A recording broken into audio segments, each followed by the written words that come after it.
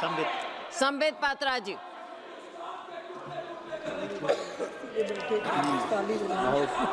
धन्यवाद सभापति महोदया।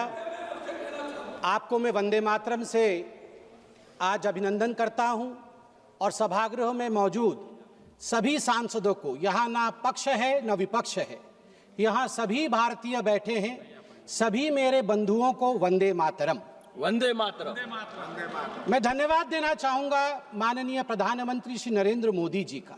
सही मायने में देखा जाए तो जब से भारत आजाद हुआ है, पहली बार वंदे मातरम का उत्सव सदन में बन रहा है। क्योंकि जब शताब्दी वर्ष हुआ था, आज सुबह भी माननीय प्रधानमंत्री जी ने बताया कि उस समय आपातकाल की स्थिति थी, भारतवर्ष, भारत माता जंजीरों में जकड़ी हुई थी और इमरजेंसी चल रहा था। और उसके बाद 2006 में यूपीए 1 ने एक बार प्रयास किया था, मगर वह गलत डेट में प्रयास किया था वंदे मातरम को उत्सव के रूप में मनाने का। तो सही मायने में देखा जाए तो आज का दिन पहली बार हिंदुस्तान, आजाद हिंदुस्तान के सदन के सभागृह में समगच्छध्वं संवदध्वं संभो मना, अर्थात सभी एक साथ, एक मन के साथ, एक आवाज में एक साथ चलते हुए वंदे मातरम का उत्सव मना रहे हैं। वंदे मातरम महोदया जी एक गीत नहीं है, यह एक मंत्र है। कई बार दो शब्द होते हैं जो पर्यायवाची लगते हैं मगर पर्यायवाची नहीं होते हैं, उनका अर्थ अलग होता है। जैसे कि देश और राष्ट्र, देश और राष्ट्र में भिन्नता है, पार्थक्यता है। जो देश है वही राष्ट्र नहीं है। देश की सीमाएं होती हैं, देश में मंत्री होते हैं, देश में विभाग होता है, देश में नदियां होती है, देश में समुद्र होता है, देश का एक वित्त होता है, देश की अर्थनीति होती है, देश की रक्षा नीति होती है, मगर राष्ट्र, राष्ट्र आत्मा होता है। राष्ट्र की सीमाएं नहीं होती, राष्ट्र विचार में रहता है, राष्ट्र का स्पंदन होता है। उदाहरण के लिए यदि देश कहा जाए तो गंगा मात्र एक नदी है, एक नदी जिसका एक उद्गम स्थल है और जहां जाके वो समाहित सागर में हो जाती है, गंगा सागर में। उसमें कितना पानी है, उसमें बायोडाइवर्सिटी क्या है, यह सब चर्चा की जा सकती है देश के अंतर्गत। मगर जैसे ही हम कहते हैं भारतवर्ष एक राष्ट्र है, तत्क्षणात उसी समय गंगा नदी नहीं रहती, गंगा मां का रूप धारण कर लेती है, वो गंगा मैया हो जाती है। यदि देश कहा जाए तो हिमालय केवल एक पर्वत श्रृंखला होती है, मगर अगर राष्ट्र कहा जाए तो भारतवर्ष में हिमालय वह आलय है जहां से दुर्गा आविर्भाव लेती है, जहां कैलाश में शिव शंकर शंभो विराजमान है। यह एक विचार है। ठीक उसी प्रकार जिस प्रकार देश और राष्ट्र में पार्थक्यता है, गीत और मंत्र में पार्थक्यता है। गीत शरीर को स्पर्श करती है, गीत कर्णप्रिय हो सकती है, गीत की एक कालावधि होती है, किंतु मंत्र अक्षय होता है, मंत्र अनंत होता है, मंत्र आत्मा को स्पर्श करती है, जैसे वंदे मातरम आत्मा को स्पर्श करती है। और अभी बांसुरी जी ने भी बताया और सभी ने बताया, 7 नवंबर 1875 को जब वंदे मातरम लिखा गया, वह तिथि थी अक्षय नवमी की, जिसको आंवला नवमी भी कहते हैं। और ये कार्तिक पूर्णिमा से कुछ दिन पहले यह जो विशेष दिन है, यह वंदे मातरम को अक्षय बनाता है। मैं आनंद मठ जिस पुस्तक में, जिस उपन्यास में वंदे मातरम निहित है, उसे पढ़ा हूं। मैं उसका वह एक पन्ना पढ़ना चाहता हूं, मूल स्वरूप में जहां वंदे मातरम लिखा गया है। मैं बंगाली में ही पढ़ूंगा इसे, मूल स्वरूप में। महेंद्र बोलील ए तो देश ए तो मा नई, भवानंद बोलील आमरा अन्न मा मानी ना, जननी जन्मभूमिश्च स्वर्गादपि गरीयसे। আমরা বলি জন্মভূমি জননী, আমাদের মা নই, বাপ নই, ভাই নই, বন্ধু নই, স্ত্রী নই, পুত্র নই, ঘর নই, বাড়ি নাই, আমাদের আছে কেবল সেই সুজলাং সুফলাং মলয়জ শীতলাং শস্য শ্যামলা। তখন বুঝিয়া মহেন্দ্র বলিল, তবে আবার গাओ, आबार गाओ। महेंद्र ने समझ लिया और उन्हें कहा, अच्छा भवानंद, फिर से एक बार गा के मुझे सुनाओ। भवानंद आबार गाइल, सुजलांग सुफलांग मलयज शीतलांग शस्य श्यामलांग मातरं वंदे मातरम।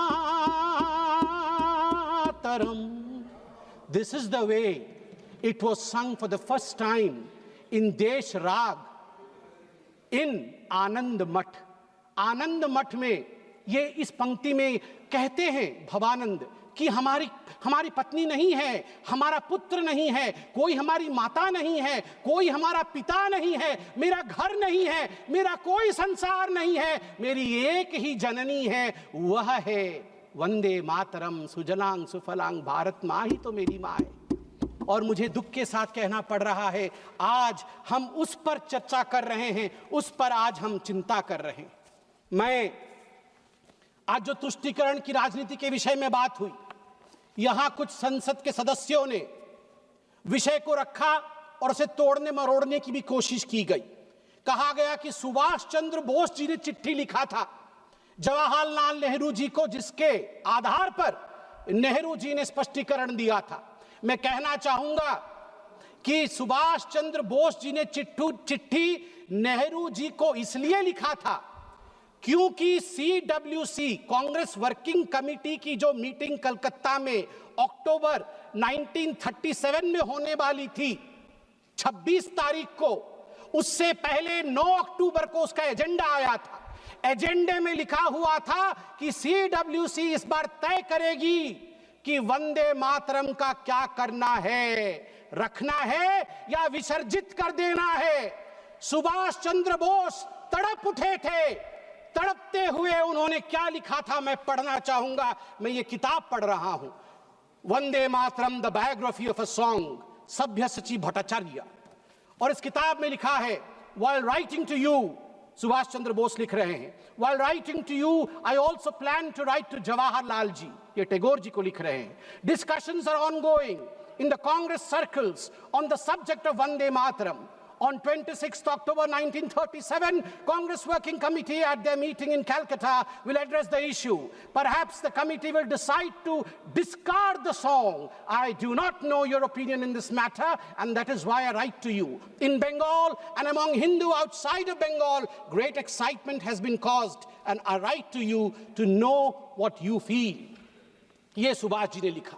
अब मैं यहां पे उद्धृत करूंगा पंडित नेहरू ने क्या क्या कहा है वंदे मातरम के लिए। ये सब कुछ इस किताब में है, ऑन रिकॉर्ड मैं पढ़ रहा हूं। Nehru had only recently read the novel Anand Math only 6 days before the working committee meeting. केवल 6 दिन पहले उन्होंने आनंद मठ आनंद फानन में पढ़ लिया। उसके बाद नेहरू ने चिट्ठी लिखा। Nehru rights on 20th October 1937, quote, I have managed to get an English translation of Anand Math, and I am reading it at present to get the background of the song. It does seem that this background is likely to irritate the Muslims.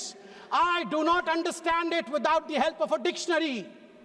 आप चिंता करिए, नेहरू देश के प्रथम प्रधानमंत्री आनंद मठ जैसे महान किताब को, बंकिम ऋषि बंकिम के उस महान ग्रंथ को आनंद फानन में 6 दिन पहले पढ़ रहे थे CWC, ताकि वंदे मातरम को विसर्जित करना है या रखना है इसका निर्णय वो ले सके।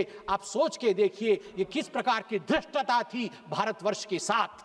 और नेहरू जी कहते हैं मैं तो डिक्शनरी के बगैर वंदे मातरम समझ भी नहीं सकता हूं। LOP का भी वही हाल है, LOP का भी वही हाल है, तभी आज वो नदारत है। बिना डिक्शनरी के ये वंदे मातरम क्या है समझ भी नहीं सकते हैं। धन्यवाद है माननीय प्रधानमंत्री जी का आज मौका दिया है। कुछ लोग घर में डिक्शनरी पढ़ पढ़ के आके भाषण तो किया है उन्होंने, वरना अभी तक वंदे मातरम का अर्थ भी नहीं समझ में आता। आगे नेहरू जी क्या कहते हैं मैं आपको पढ़ के सुनाऊंगा। नेहरू जी के सब कुछ कहने के बाद कांग्रेस वर्किंग कमेटी की मीटिंग होती है। रिजोल्यूशन मेरे हाथ में है इस किताब में। कांग्रेस वर्किंग कमेटी की जो रिजोल्यूशन है वंदे मातरम को लेके, उसमें बहुत कुछ है, मैं कुछ पोर्शन पढ़ रहा हूं। The other stanzas of the song are little known and hardly ever sung. They contain certain allusions and a religious ideology which may not be in keeping with the ideology of other religious groups in India. The committee recognizes the validity of the objections raised by the Muslim friends to certain parts of the song. While the committee have taken the note of such objections, insofar as it has intrinsic value, the committee wishes to point out that the modern evolution of the use of song as part of national life is of infinitely greater importance. That, मैं आगे पढ़ता हूँ इसमें से, taking all things into consideration, therefore, the committee recommended that whether the Vande Mataram is sung at national gatherings, only the first two stanzas should be sung with perfect freedom to organizers to sing any other song of an unobjectionable character. मतलब उनके मन में था कि Vande Mataram objectionable है और organisers के ऊपर छोड़ दिया गया कि आप कोई और गाना भी गा सकते हैं जो कि अनऑब्जेक्शनेबल नहीं है। बार बार आप देखिए नेहरू जी का क्या कहना है। नेहरू जी चिट्ठी लिखते हैं सरदार जाफरी को। Nehru told Sardar Jafri that the song contains too many difficult words which people do not understand and the ideas it contains, मैं रिपीट कर रहा हूं, इसे ध्यान से सुना जाए, नेहरू कह रहे हैं, and the ideas it contains are also out of keeping with the modern notions of nationalism and progress. Vande Mataram में नेहरू कहते हैं जो आइडियाज निहित हैं वो मॉडर्न इंडिया के आइडिया नहीं है, वो मॉडर्न नेशनलिज्म के आइडिया नहीं है।